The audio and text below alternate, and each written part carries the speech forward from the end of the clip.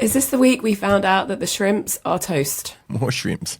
I think I've come to my end. I can't see anything being sorted.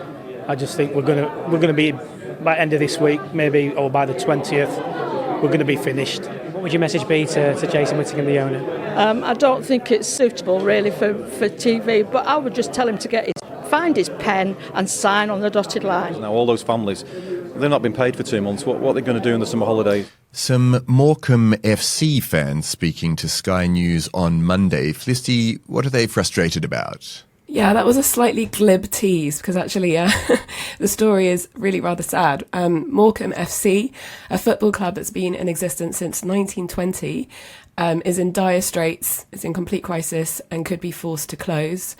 It's kind of complicated and murky as to why, but basically it's currently owned by Jason Whittingham, who's not a local. He put the club up for sale in 2022, but a deal has still not been done. There was a deal on the table with a London-based sports investment company called the Punjab Warriors, and they've been in talks to buy the Shrimps for over a year. But the deal just hasn't been accepted. No one really knows what's going on. There was further confusion when Whittingham started talking about a deal with a consortium owned by a guy called Johnny Cato, who... no one's even sure if he exists. Some people have tried to look into this Cato figure. It's not quite sure who he is. And it's just basically, it's awful for the football club. It's awful for the town. This is a club that plays in the National League. They've been suspended, so they won't be able to play the first 3 games of their season. And it might mean that they could be formally expelled from the division if the club can't be saved. And what does Jason Whittingham say about it all? Why is he silent, or have we heard from him on why he's not selling immediately to this group that obviously is interested? He's basically silent. I mean, everything that I was looking at, people are trying to get hold of him and to find out what's going on. And you could hear from those fans saying, just sign it. I mean, there's speculation that he wants a better deal to get some more money out of it. Maybe he's having, financial issues of his own, but it's really not clear what's going on. But yeah, I mean, he himself, his past is a bit tricky, shall we say. He's been a director of 25 companies during his career. And of those 25 companies, 18 have been either dissolved, voluntarily dissolved, put into administration, put into liquidation, or put into receiver action. And you see this with a lot of small local football clubs, that they are not run very well. There's mismanagement, finances are just dreadful, and the knock-on impact this is having is just awful, to the extent that the Prime Minister Keir Starmer even got involved this week. He's a big footy fan himself, obviously, and he's saying something's got to be done about this. Meanwhile, if the league does follow through, Harriet, and expel Morecambe, I mean, is this too strong a position to be taking, and is it punishing the club rather than the owner who, it seems like the club itself hasn't done anything wrong directly? Well, the National League Committee is meeting at the end of August, and they're going to see if the outstanding debts are settled. But unless they're convinced that Morecambe has the financial means to complete the season, they're going to expel them from the division, which obviously is not just going to affect the football club. It's also going to affect the entirety of Morecambe. It's one of the area's biggest employers. I think that people shouldn't make the mistake of thinking this is just about a football club. This is about an entire community. The club also hosts fundraisers for the community. It does sessions for the elderly. They've got a pre and post cancer group that meet regularly. And in the winter months, which are obviously really tough for a seaside location like Morecambe, the football away fans come and they book hotels and they spend money in the pubs. So this is just such a massive economic story. It's not just about the football club. It has the potential to economically have an extraordinarily devastating impact on the whole community. I mean, is the community in a position, Jamie, to do something about this and intervene themselves? I know Tyson Fury is one of their most famous fans and has flirted with the idea of buying out the club in the past. Is he in a position to step in? Could he work with the community to do something like that? Yeah, it's interesting because, I mean, there's a wider question about football governance in general. I mean, there's been a lot of talk over recently about the football governance bill that the government is looking to bring in, but also about owners in general in football and how things like this can happen. I know from like personal experience, I'm a Hearts fan, and we had our fair share of very dodgy owners in the past, one Lithuanian called Vladimir Romanov. And the excitement that he brought with his money into Scottish football was incredible, but it was literally not credible. And he quickly left. And now, thankfully, Hearts is fan owned. It's one of the few clubs in the country that is fan owned. So there is the potential for it. It does involve like a lot of the community coming together. It does need money. You don't want to be in a situation where someone like Tyson Fury, I've absolutely no idea whether or not he would follow through on his claims, but you don't want to be in a situation where he stumps up the cash and then suddenly withdraws the money. Because let's be clear, when the Bond Group Investments, who are the people that own, that Whittingham is obviously in charge of, when they bought into Morecambe, look, Morecambe were in League One and we're actually doing very well. So that's 2 divisions above where they are now. They started failing to pay players. They ended up getting relegated twice.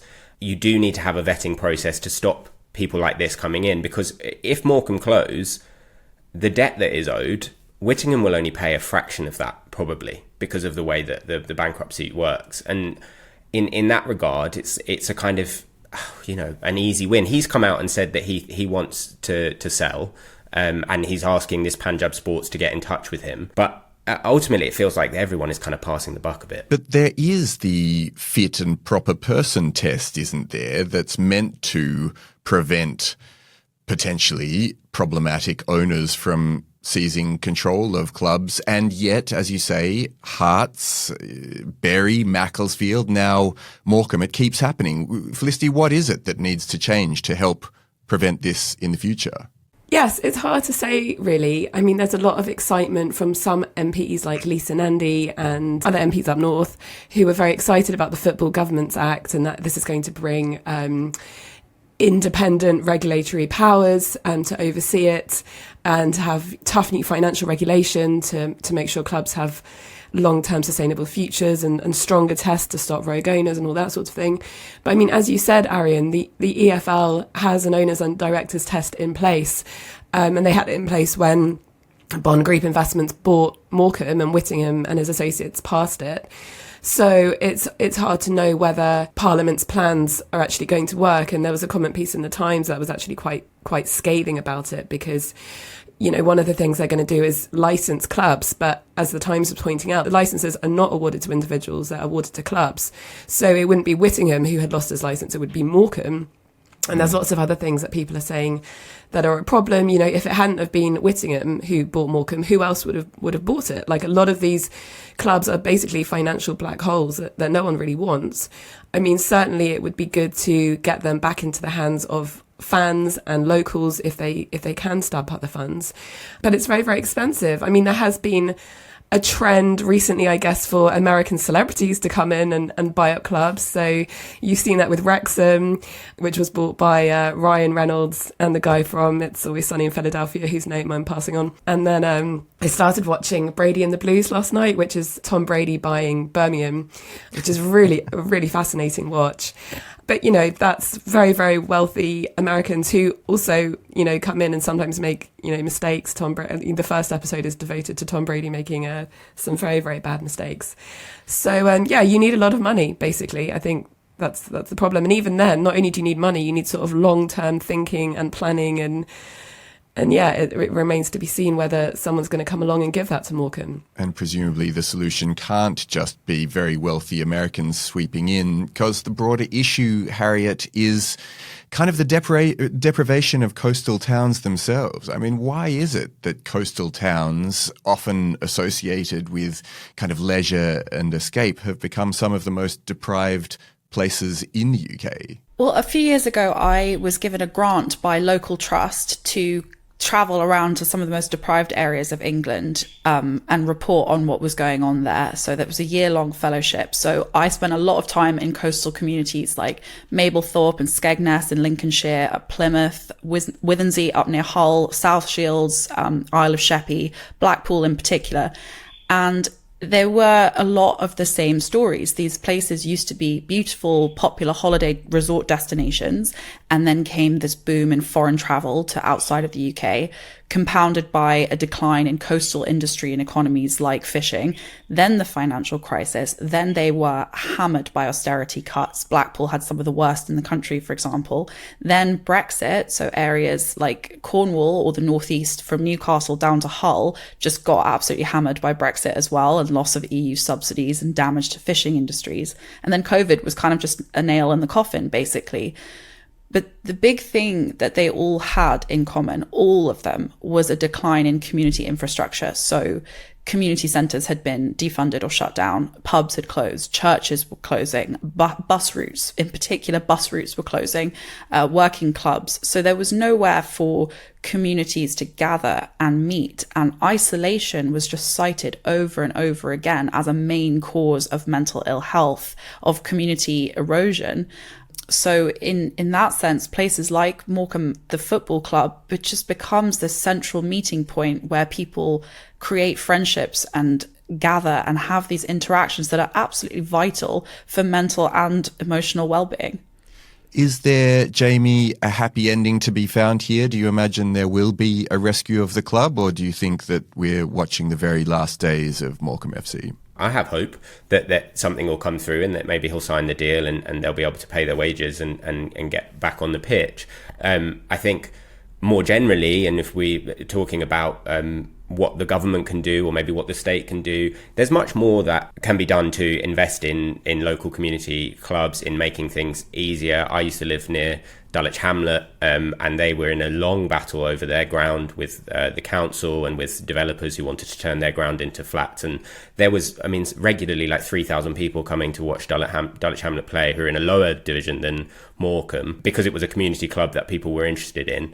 And the government and the council did very little to help them with their efforts to purchase the ground and to be able to stay where they were in southeast London. So I think if we see football clubs as being a hub, a community, there's a great article on the BBC Sport website, which I would recommend everyone reading, about the array of things that Morecambe FC does for the local community. And if we truly believe that is something that's worth preserving, then there does need to be more investment. And maybe it can't be directly in the football club, but it can certainly provide the support and the infrastructure to make it easier for them to survive.